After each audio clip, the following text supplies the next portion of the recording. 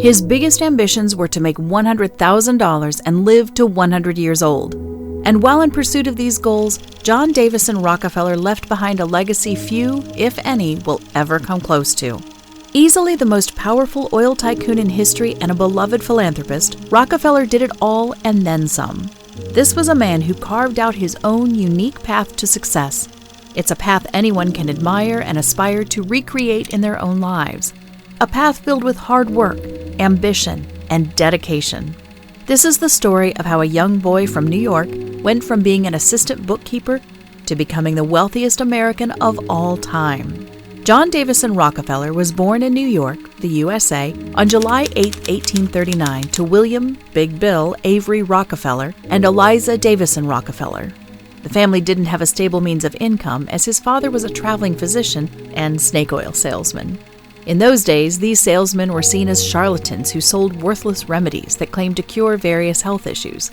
Due to the nature of his job, John Rockefeller and his family traveled from one city to another before settling in Cleveland, Ohio in 1853. In Cleveland, John enrolled in Cleveland Central High School. At a young age, John was forced to take up odd jobs so that he could provide for his family. He started by working in his school's canteen to earn a little income. However, John didn't complete his education. He dropped out to take a business class at Folsom Mercantile College, where he studied bookkeeping. In college, John was an outstanding student, and soon after he graduated, he landed a job.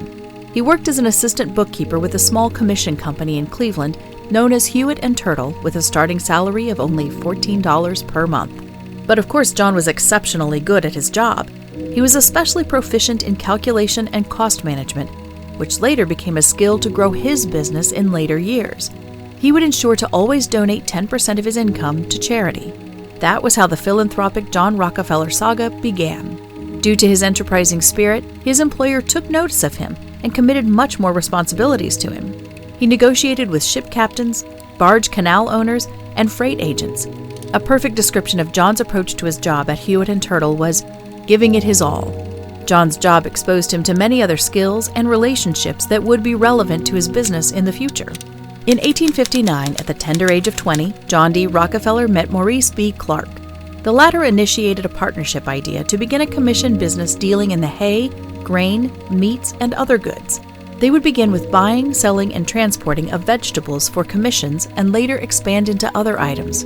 John agreed to the idea, and they began sourcing funds for the business. They needed $4,000 to start the business, and each party was tasked with raising half the money. John only had $800 as his savings, and so borrowed $1,000 from his father at 10% interest to finance his new idea. John was a prudent businessman, and even in the face of war, his business enterprise grew exponentially, making $4,400 in net income in the first year and $17,000 in profit in the second year. In 1861, the American Civil War broke out, but while the entire American economy suffered, John and his partner not only survived but flourished. Probably his quote, "The way to make money is to buy when blood is running in the streets," was his white hat secret this time. The Union Army had to turn to them for food and supplies, which meant a huge profit for the business. However, as part of his contribution, John joined other rich people who supported the Union cause financially. He said that he would love to join the Army as his brother Frank, but was constrained due to his critical role in the new business. But while he was committed to little acts of kindness towards humanity, he took advantage of every negative economic trend to expand his business. He didn't leave his business to the mercies of the market forces. In addition, all his transactions were thoroughly calculated, and he ensured a steady and uninterrupted stream of income. When the war was nearing its end, John Rockefeller and Clark had to think of the next way forward, as the Civil War had been a major boost for their commission business. Soon after the Civil War was the abolitionist movement, an organized effort to end slavery in the United States. The movement had a religious underpinning, and Rockefeller was sure part of it. Aside from being a ruthless business magnate, he was a devout Christian who believed slavery was Antichrist. The religious movement later transitioned into a controversial political issue that led the government to subsidize fuel prices. With the consequent decrease in price came a price increase, and many sought to make money from oil at all costs. They blew holes in the ground to find oil, leading to much wastage. Both creeks and rivers flowed with oil. Rockefeller and Clark thought it wise to switch to the kerosene business with oil as a raw material. Before then, kerosene was made from coal using an extremely monotonous extraction process.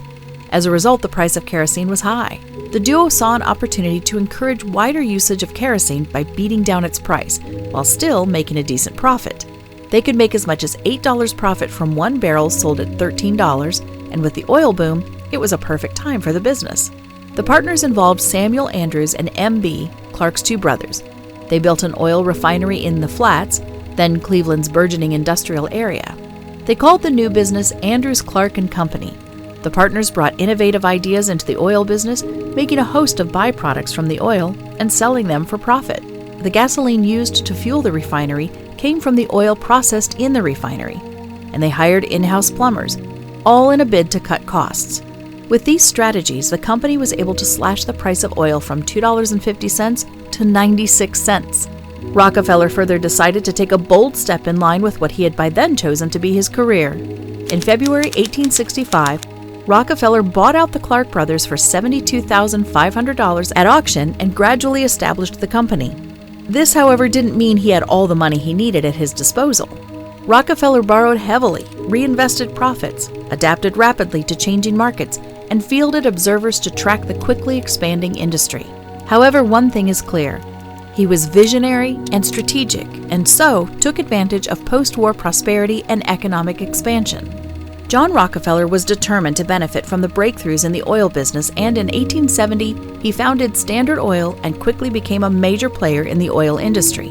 He focused on refining oil and was known for his ruthless business tactics, which included price gouging and undercutting his competitors. But this same fiercely competitive spirit helped make Standard Oil the largest oil company in the world. In 1866, Rockefeller and his brother William Rockefeller Jr. built another refinery in Cleveland and later brought in Andrew and Henry Morrison Flagler to form a partnership. They called the company Rockefeller, Andrews, and Flagler.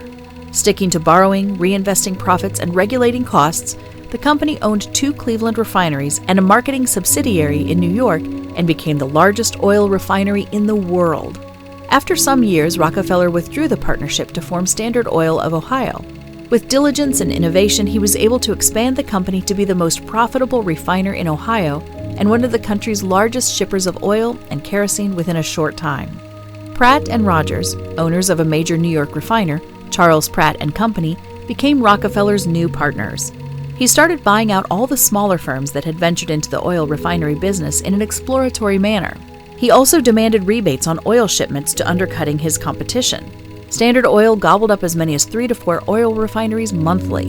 By 1872, in what was called the Cleveland Conquest or the Cleveland Massacre, Standard Oil absorbed 22 of its 26 Cleveland competitors. Standard added its pipelines, tank cars, and home delivery network while keeping costs low to beat competitors. The company sometimes sold below the cost price just to increase market penetration. It was also everything innovative, producing over 300 oil-based products from paint to tar to petroleum jelly to chewing gum. By the end of the 1870s, Standard Oil was refining over 90% of the oil in the U.S. In other words, Standard Oil gained a monopoly of the market.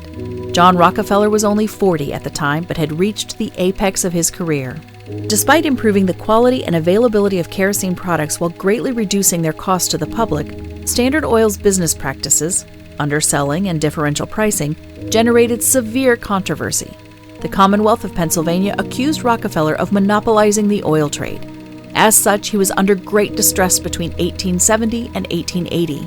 It was uncovered that the company had secret transportation deductions. The company was receiving substantial freight rebates on all of the oil it was transporting by railroad.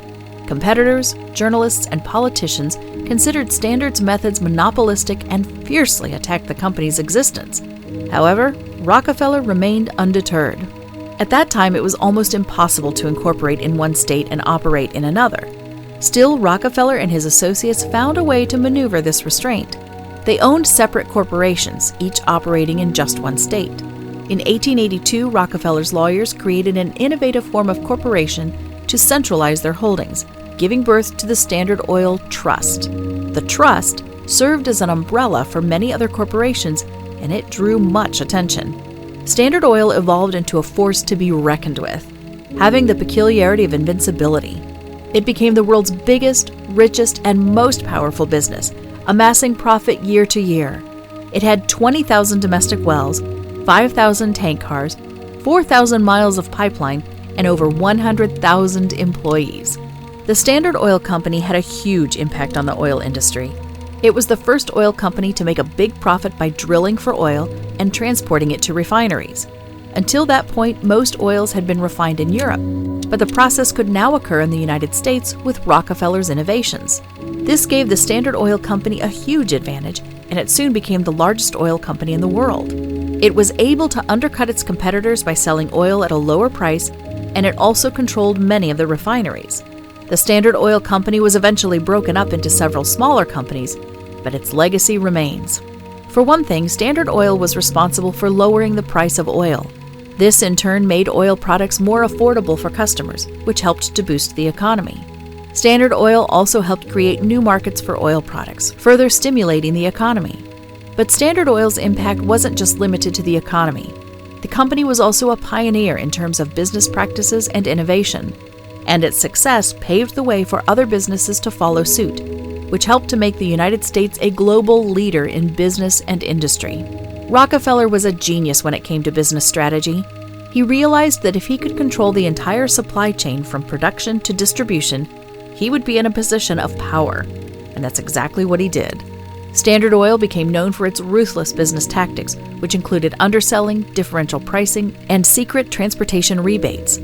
New York World in 1880 recorded that Standard Oil was the cruelest, impudent, pitiless, and grasping monopoly that ever fastened upon a country. Well, Rockefeller seemed not to care. He only did what he had to do.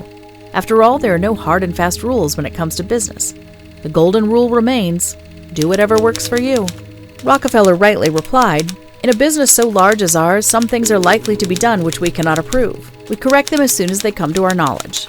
These potent weapons soon drove many competitors out of the market and gave Standard Oil a monopoly on the United States oil market. But don't get it wrong.